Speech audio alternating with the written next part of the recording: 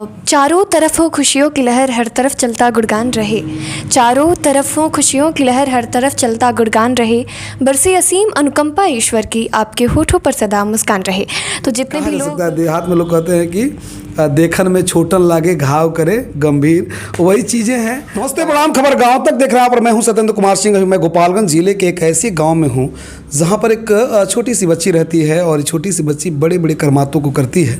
गोपालगंज से जादूपुरा रोड में एक करनिया गाँव है और यहाँ पे प्रतिभा वर्मा रहती हैं। वही प्रतिभा वर्मा जो अभी थामे महोत्सव हो रहा था उसमें एज ए सह मंच उद्घोषक के रूप में काम कर रही थी। स्क्रीन पे तमाम मोमेंटों और तमाम मेडल ये साक्षी है इनके कर्मों का। इन्होंने अच्छा कर्मों को से इस तरह के मोमेंट और इस तरह के जो है कि मेडल जीतने का काम किया है।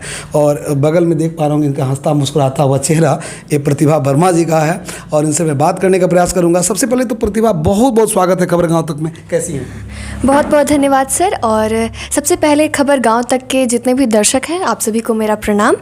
और मैं बहुत अच्छी हूं, आप कैसे हैं ये बताइए? मैं बिल्कुल अच्छा हूं और आप लोगों से बता दूं कि आपके बातों को देकर के और इनके जो मंच उद्घोषण करने का जो प्रक्रिया है उन तमाम चीज़ों को देख करके जिला प्रशासन ने इनको सेलेक्ट किया था सह मंच उद्घोषक के रूप में। थामे महोत्सव जैसे बहुत ही बृहद कार्यक्रम होता है, सभी लोग जानते हैं।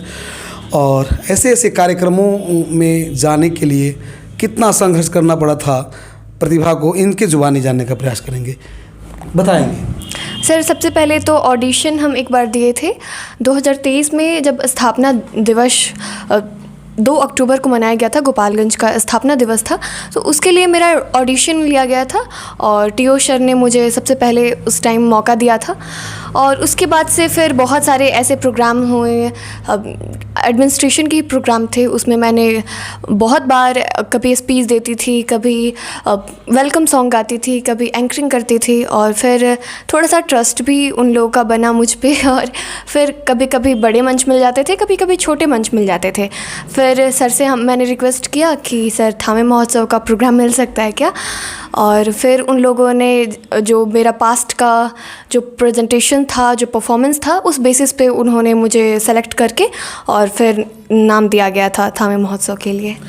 थामे महोत्सव अपने आप में एक बहुत बड़ा बृहद स्थान ले लिया है। इस तरह के जो महोत्सव था, इस तरह के कार्यक्रम था, इस तरह का आयोजन, उसको कैसे फेस कर पाई आप? बहुत तमाम आपके उम्र के बच्चे देखती होंगी।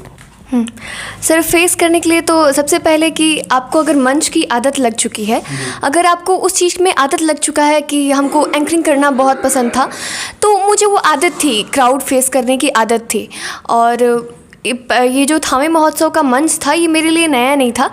2023 में जब प्रोग्राम हुआ था उस टाइम मैं स्थानीय कलाकारों का जब होता है प्रोग्राम, उस समय मैंने एंकरिंग किया था, तो थोड़ा सा एक्सपीरियंस उसका भी था। और इस बार सोमा चक्रवर्ती मैम थी जो मेरी शिक्षिका भी रही हैं, गुरु भी रही हैं। और बाकी जो रेडियो वर्षा 90.8 FM पे मैं काम करती थी, तो वहाँ से भी बहुत कुछ सीखने को मिला था। और अभी तो सीखने का ही पीरियड चल रहा है, अभी सिखाने का पीरियड नहीं है। तो मैं ये कहूँगी कि सबसे पहले आप मंच का आदत लगाएं और जिस चीज़ में रुचि है उसी चीज़ में जाएं। अगर आपको एंकरिंग में रुचि है तो आपको बहुत समय तक डर नहीं लगेगा और कुछ टाइम बाद आपको बहुत मज़ा आने लगेगा। और जब मज़ा आने लगेगा तो आप सीखते जाएंगे और बहुत आगे तक जाएंगे। बहुत तमाम श्रोतागण देख रहे होंगे, बहुत लोग देख रहे होंगे कि देखने में बच्ची है और बूढ़ी जैसे बात कर रही है, बूढ़े बूढ़े लोगों के जैसे बात कर रही है। तो ये मैं जानना चाहूँगा सबसे पहले कि भाई आप करती क्या है, किस क्लास में पढ़ती हैं? अभी मैंने 12th पास किया है और अभी CUET का फॉर्म मैंने डाला है, जहाँ भी यूनिवर्सिटी मिल जाए जो भी। इंटरमीडिएट में कौन सा विषय था आपका? मेरा आर्ट्स था, संकाय आर्ट्स था और 447 मार्क्स था। थोड़ा 447? हाँ, थोड़ा मार्क्स डिग्रेड हुआ है। 10th में 458 था, तो उस हिसाब से डिग्रेड हुआ है। बट 458? हाँ, बिहार बोर्ड से ही था आपका? हाँ, बिहार बोर्ड से ही था। एक ऐसी लड़की कहिए, बच्ची कहिए या गोपालगंज की बेटी कहिए जो मैट्रिक में 458 नंबर और इंटरमीडिएट में 447 नंबर लाई हैं, यानी कि इसे साबित होता है कि पढ़ाई भी इनका ठीक ठाक रहा है। और पढ़ाई और ये जो मंच उद्घोषण का काम है, ये सब दोनों कैसे संभव होता है? सर जैसे कि हम लोग खाना खाते हैं और सोते भी हैं, जी। तो ये कैसे संभव हो पाता है?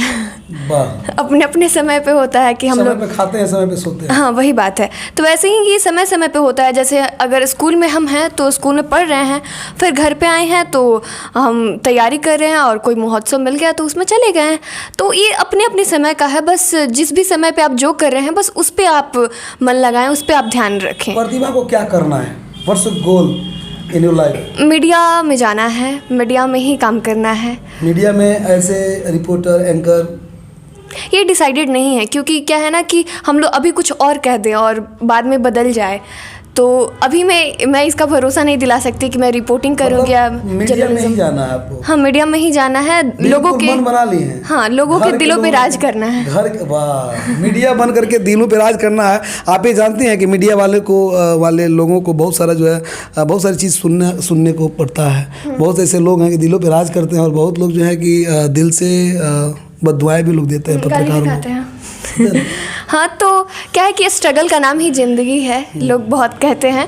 तो ऐसे ही मुझे मज़ा आता है चैलेंजेस फेस करना। और अगर आप भी चैलेंजेस आपको बहुत पसंद है तो आप ज़रूर मीडिया में आएँ, क्योंकि बहुत मज़ा आएगा। डेट ऑफ बर्थ कितना आपका? 2007। ये इनका उम्र जो है 18 अब होगा, यानी कि अब जो है ये एडल्ट होंगी और अभी बच्ची हैं। और बच्ची इनका उम्र जो है बच्चों का है, लेकिन तजुर्बा जो है आप लोग देख पा रहे होंगे। कहा जा सकता है, देहात में लोग कहते हैं कि देखन में छोटन लागे घाव करे गंभीर, वही चीज़ें हैं। मीडिया में जाना चाहती हैं तो मीडिया में दो तरह के लोग काम करते हैं। एक तो होते हैं कि जो डिग्री डिप्लोमा जिनका जो अनिवार्य लगता है और वो पढ़ते हैं, पढ़ लिख करके आगे बढ़ते हैं, बढ़िया कॉलेज में पढ़ते हैं और मास कम्युनिकेशन करने के बाद पश्चात जो है मीडिया का काम करते हैं।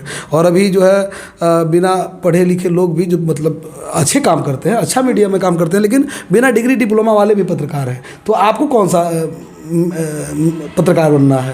नहीं, डिग्री लेना है और डिग्री बस डिग्री तक ही सीमित ना हो, उसे प्रैक्टिकली यूज़ भी करना है। और मतलब पढ़ाई करने के पश्चात मास कम्युनिकेशन करेंगे आप? हाँ, मास कम्युनिकेशन करना है और पढ़ाई के साथ साथ ये करना है, पढ़ाई के बाद भी करना है। अभी कहीं इंटरेस्ट वगैरह के लिए फॉर्म फिलअप किए हैं आप? हाँ, COET का फॉर्म मैंने डाला है। डाल दिए? हाँ, चलिए। उसका डेट खत्म हो चुका है, अगर अब चाहें तो अब डाल भी नहीं सकते। अब डाल दिए हैं? हाँ, डाल दिए हैं। और एग्ज़ाम होने वाला है 8 मई से 1 जून तक, उसके बीच 8 मई से 1 जून के बीच इनको एग्ज़ाम देने जाना है। तो मैं तो भाई परमपिता परमात्मा से यही कामना करूंगा कि ये सफल हों और इनको बढ़िया कॉलेज में मिल जाए और उस कॉलेज में जा करके ये अध्ययन करके आएँ और गोपालगंज का नाम पूरे देश में रोशन करें। अभी फ़िलहाल वो तमाम खबर गाँव तक के श्रोतागण देख रहे हैं। प्रतिभा, क्या कहेंगी? सर सबसे पहले तो धन्यवाद कहूँगी, क्योंकि कोई भी कलाकार अगर कला में आगे जा पाता है तो दर्शकों की वजह से जा पाता है। दर्शक आप सभी अपना प्यार दिखाएं, सपोर्ट करें और खबरें गांव तक को भी सपोर्ट करें, उन्हें भी आगे बढ़ाएं। और हम सब एक साथ प्रयास करेंगे तो ही आगे जा पाएंगे। तो वो कहते हैं कि जो एक प्लेन जा रही थी, प्लेन में बहुत सारे मेंढक थे, तो सारे मेंढक ना डब्बे में बंद थे और जो भारत से जो मेढक लेकर जाए जा रहे थे वो मेढक डब्बे में बंद नहीं थे। तो जब पायलट ने देखा तो उन्होंने पूछा कि भारत के जो मेढक है वो क्यों नहीं बंद है। तो कहते थे कि यहाँ के जो भारत के मेढक है यही जब बाहर निकलने चाहते हैं तो एक में से एक कोई ना कोई उसमें से टांग खींच देता है। तो ये हमें लेग पुलिंग वाला जो काम होते आया है उसे हमें नहीं करना है और कलाकारों को सपोर्ट करना है। हम आपको सपोर्ट करें, आप हमें सपोर्ट करें और ऐसे ही हम सभी आगे बढ़ सकते हैं। तो इसी के साथ चारों तरफ हो खुशियों की लहर, हर तरफ चलता गुणगान रहे। चारों तरफ हो खुशियों की लहर, हर तरफ चलता गुणगान रहे। बरसे असीम अनुकंपा ईश्वर की, आपके होठों पर सदा मुस्कान रहे। तो जितने भी लोग खबर गाँव तक को देख रहे हैं, आप सभी के चेहरे पर मुस्कान बनी रहे, यही हम चाहेंगे। हमारे बीच प्रतिभा वर्मा थी, एक बड़े ही अच्छे मंच उद्घोषक। अगर आपको भी किसी कार्यक्रम में, किसी सांस्कृतिक कार्यक्रम में कोई अच्छा जो है कि महोत्सव हो आपके क्षेत्र में, तो इन्हें इनविटेशन दे सकते हैं, इन्हें बुला सकते हैं ऐसे अच्छे एंकर के रूप में। और बाकी इनका जो गोल है, इनको पत्रकार बनना है, तो इसके लिए इनको आशीर्वाद भी दीजिए कमेंट बॉक्स में। और अगले वीडियो में मुलाकात होगी, तब तक के लिए आप लोग से विदा लेंगे। और खबर गाँव तक को देखते रहिए और इस वीडियो को ज़्यादा शेयर कीजिए ताकि अन्य लोगों तक पहुँचे। बाकी नमस्ते, प्रणाम, जय हिंद।